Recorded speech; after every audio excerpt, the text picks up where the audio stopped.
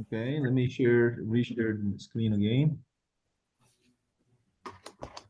Okay, so let's take a look at the energy of the simple harmonic oscillator. Do you remember the potential energy of the spring with the spring constant K? Potential energy.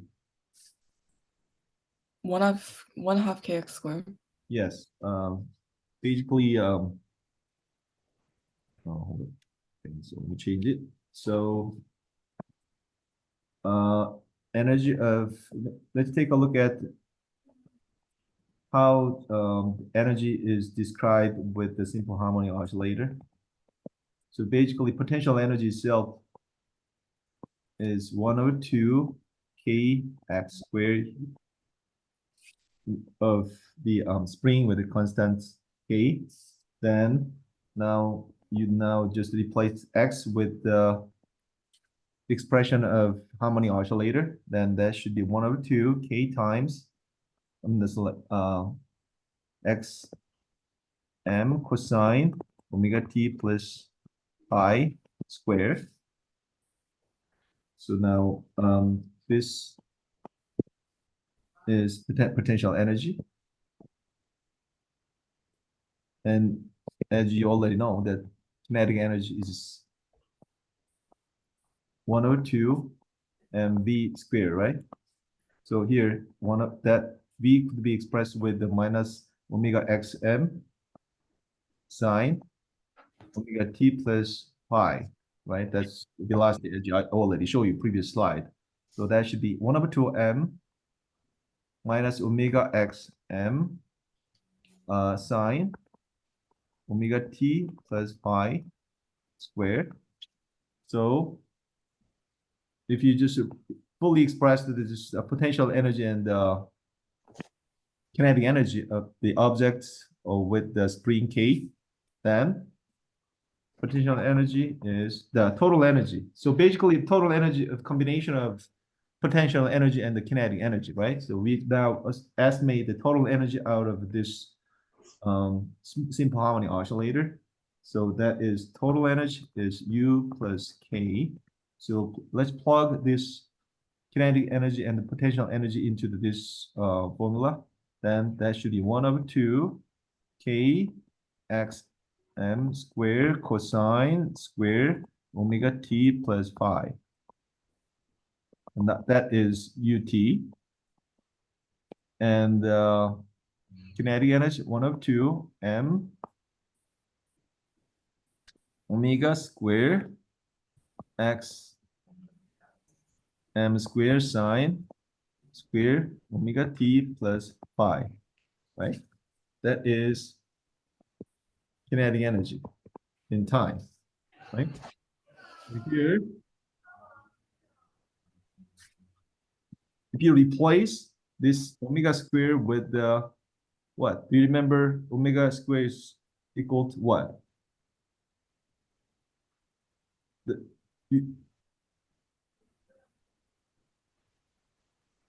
omega squared is k. You can replace it with the k and m, right?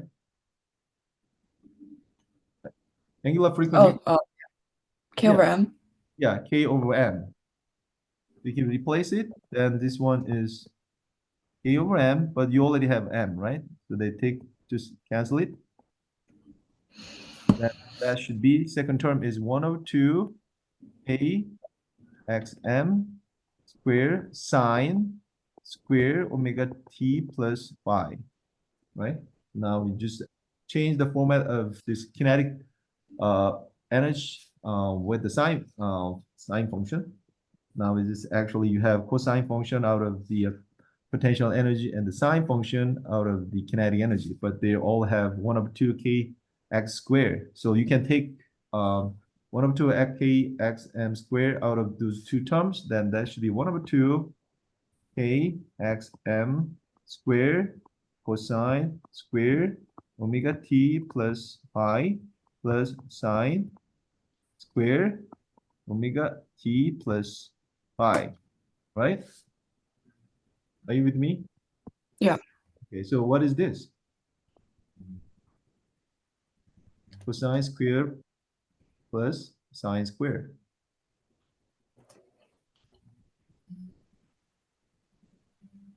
This one. This is the Pythagorean theorem, part of like a Pythagorean theorem is like sine square theta plus cosine square theta equals, 1. right? So this is 1. That is 102 kxm squared.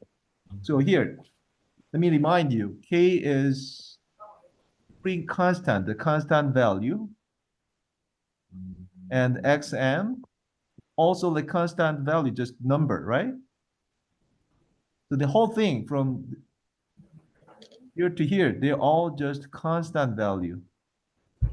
So now we start with the two energies, potential energy and the kinetic energy. We just all we did is plug their those actually variable with the simple harmonic oscillator or oscillator formats, but the result is the constant value.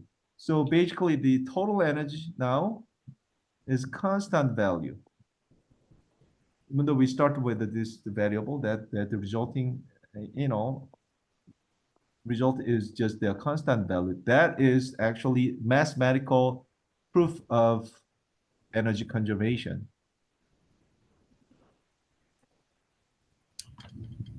Understand? So no matter what energy you added into this simple harmonic oscillator system, their total energy is always just constant value, which means that the energy is conserved.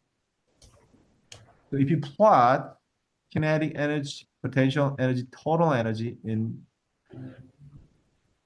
uh, in like x space, so let me just plot it. So basically, if you plot the energy of kinetic energy and the potential energy, the total energy, then you can see how they're connected to each other. So now this is x amplitude E, and this one is energy.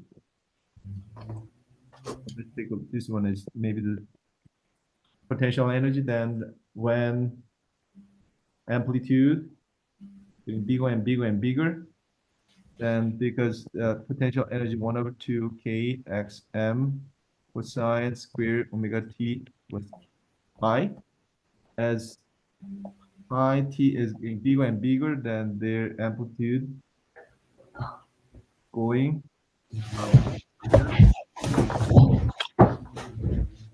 is a hyperbolic curve.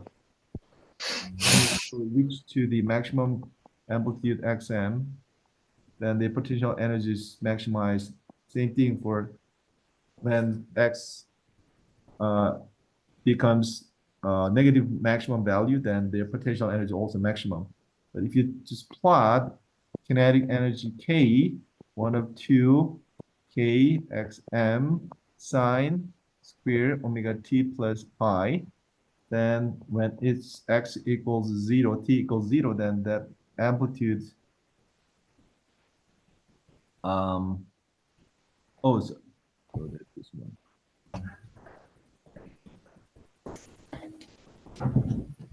Okay, so here, so that is maybe the cosine.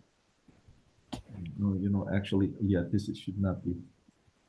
So then let me just plot so that it should be like this. So that actually this one is actually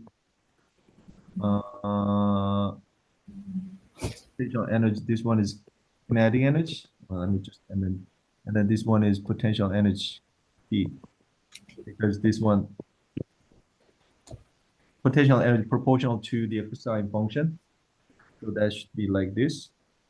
And kinetic energy is like this. When they actually maximize that, the kinetic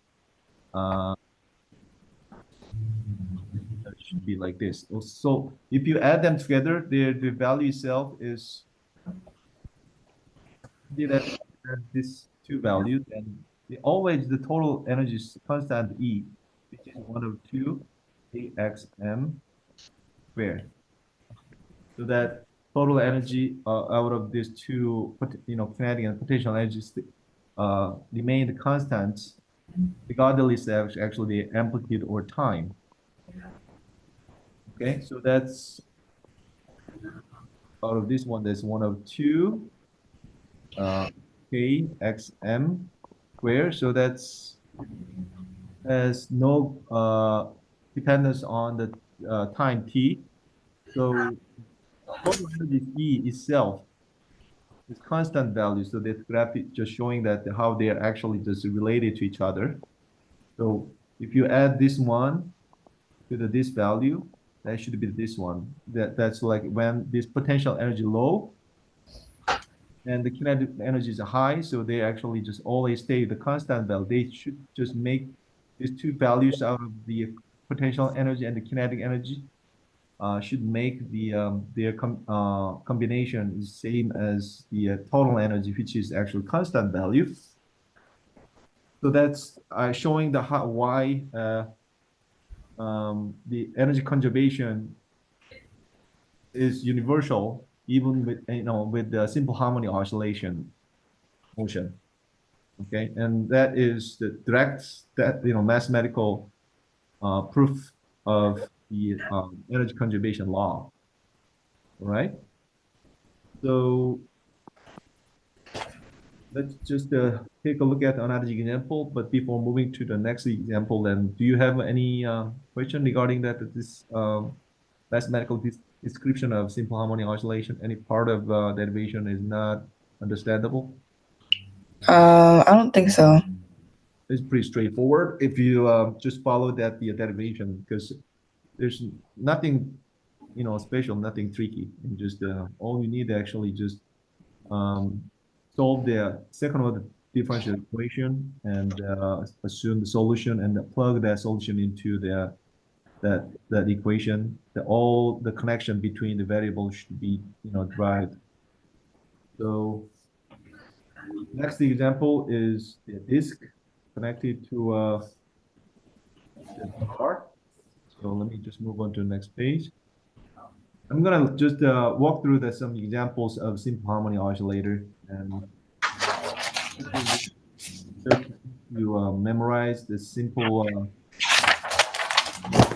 of the system parameters with the simple harmonic oscillation. Actually, just change the angular frequency with the given parameter in the given system. So the next example is now you have disk attached to the bar.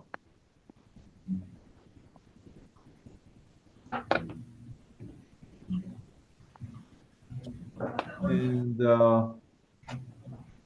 if this disk have rotational motion, and they obviously have displacement of angle in azimuthal direction. So they have minus theta maximum angle variation. So basically what you can assume now, this disk rotates back and forth, back and forth. What would be the good example, similar case of this example? So now we have like this metal bar, maybe with some kind of wheel of disk. Then not fully actually rotate. It's just like a rotating clockwise, counterwise. So they actually just only rotate within the maximum angle theta m, right? So you can assume that this disk that rotate not more than like theta m, maximum angle theta. Are you understanding what I'm describing? I think so. Yeah, so like you have this kind of the bar attached to the disk, and then you just back and forth, like a rotated disk with some angle, maximum angle.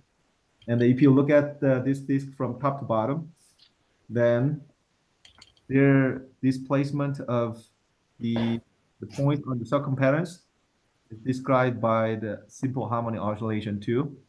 So now you have angle variation, angle displacement. Um, that is theta.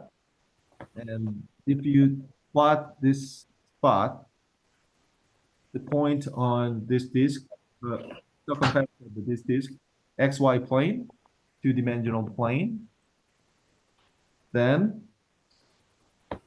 that their displacement itself will be projected on the x-axis. So if you go this one, go this way, rotate it, and that projected spot should be within this one, x, right? This is initial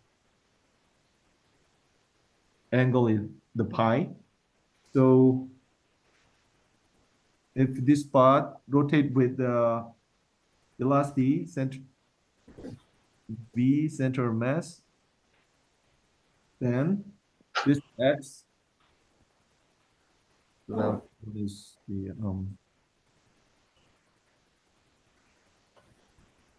let's take a look. Okay, so that one. So this is let's see, x maximum. This is x maximum, right? Because when this angle equals 0 or pi equals 0, this one is all the way to this spot. That is x maximum. So that y vertical height, the position of this spot is should be so let me rewrite it.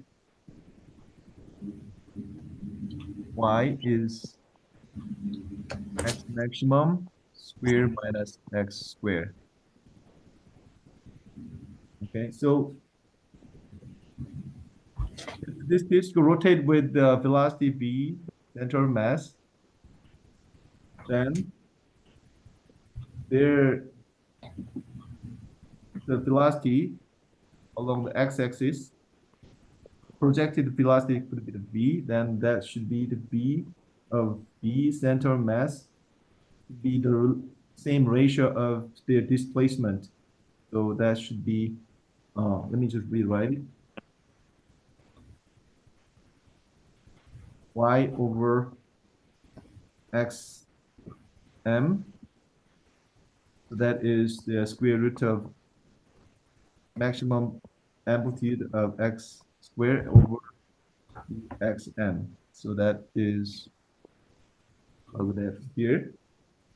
So if you just move this VC, center mass, the velocity along the tangent line, then that is V equals V center mass. And if you plug this maximum amplitude inside of this square root, then that should be 1 of x squared over x maximum squared. Okay. So now, as you remember, the x could be the function of sine or cosine function for sinusoidal, I mean the simple harmonic oscillator. So that should be x maximum times cosine theta plus initial angle pi. If you look at this one, and that theta should be replaced with the omega t. Why? Because angular velocity is theta of the t. That is, this is average angular velocity.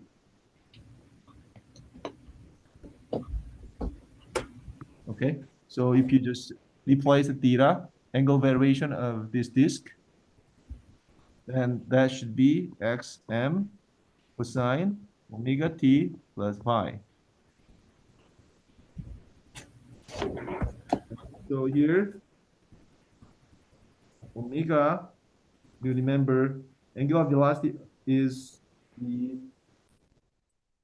linear velocity of the radius. So from the angular momentum, the previous chapter, previous topic, like the linear velocity is r omega. You remember, right?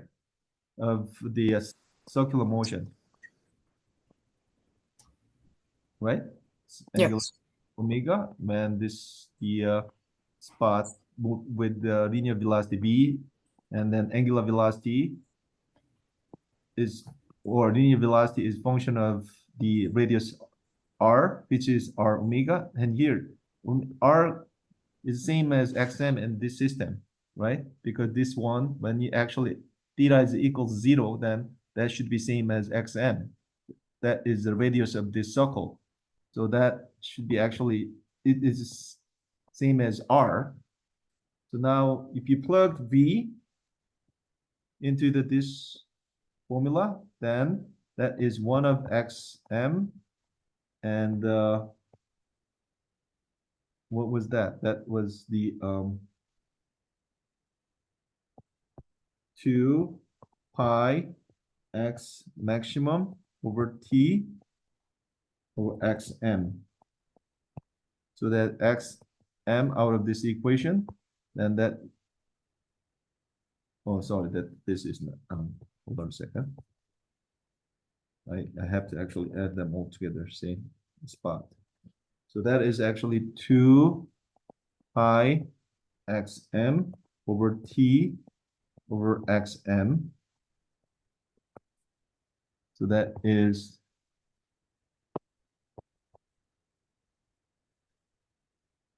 you can cancel xm out of it, then it should be 2 pi over t, and same as 2 pi f.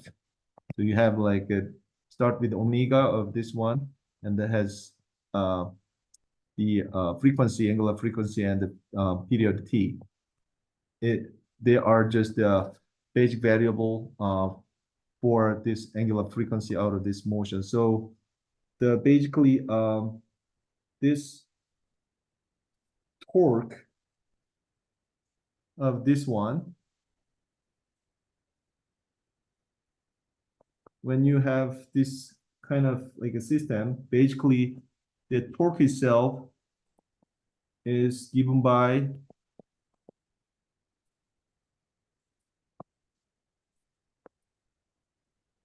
this formula, and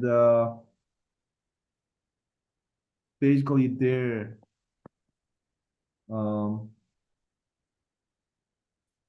tension have like this has the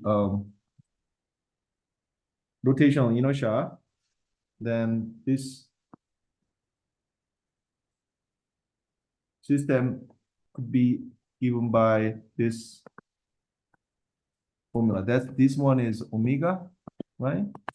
The same from this one. So basically, remember previously the omega was described by the square root of k over m, right? That is from the spring system. So if you project an image into this system, then this k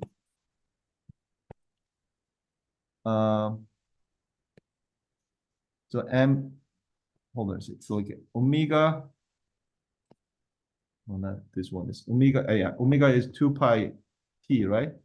So this one is the k over m, and that should be same as k over I. So the m should be same as I of this rotational system, right? Remember, rotational inertia is just play the same role as the mass. So that could be replaced with the I. So that 2 pi t equals k omega, and k over I. So the t period of this disk system should be 2 pi over I over k. Okay. So now let me just rewrite it one more time. period t is 2 pi I over k. So if you have like high I is higher, it's bigger and bigger, then it takes a longer time of this harmonic oscillator to rotate, create the rotational motion. And also the system is pretty much depend on how heavy that the disk is. So if it's heavier, then it takes a longer time. The period is longer because I equals 102 m r squared. R is xm, right? So if the two things. So basically, if xm or r was higher, then this simple harmonic oscillator of this system take a longer time of the period. So like kind of low amplitude varies very slowly. Same thing. If this disk is heavier, then same thing. Well, I'm sorry that just yeah. I mean, I'm just this one. The system is actually rotate the fast if r x is higher because that t actually is longer and longer. So the m is also the bigger and bigger, the heavier and heavier. Then this disk actually just rotates slower. So this disk is also same as the spring system, but their intrinsic property, it is the rotation, the motion of simple harmonic oscillator is depend on the size of the disk and also mass of the disk, same as the box attached to the spring. K value m, and this is I, is dictating that the motion of the disk. Okay, so let me quickly just revisit and then simplify the description one more time. That the bar attached to the disk, and basically there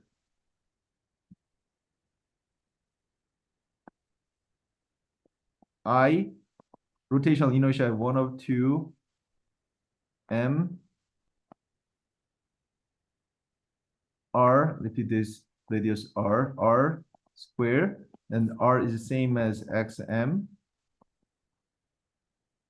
projected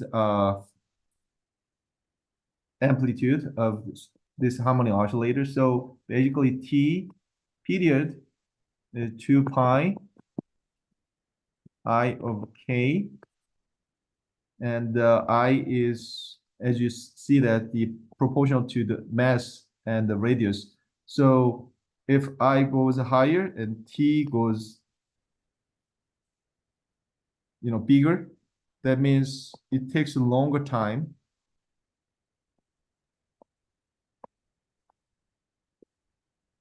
for oscillation. So that means from 0 to the t is bigger, longer and longer. Same thing. If your mass is heavier, it's moving slowly. It's gonna be the move slower. So the text, it make this t equals bigger. So that's kind of like a move slower. So that is another example of a simple harmonic oscillator, and they're just pretty much equivalent to the spring motion. So next session in the next week, we're gonna just take a look at the pendulum.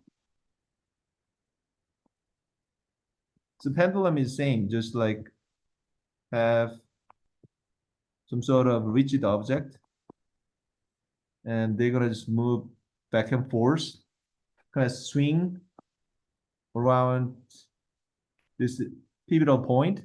but the amplitude varies from here to here. Their max this projected this their position proportional to the sine or cosine function. So we can actually simply model this motion of a pendulum with the simple harmonic oscillator. So we'll just take a look at the simple derivation of this pendulum motion based on the simple harmonic oscillator. So this is the end of the today. Do you have any question regarding that these two Beijing model?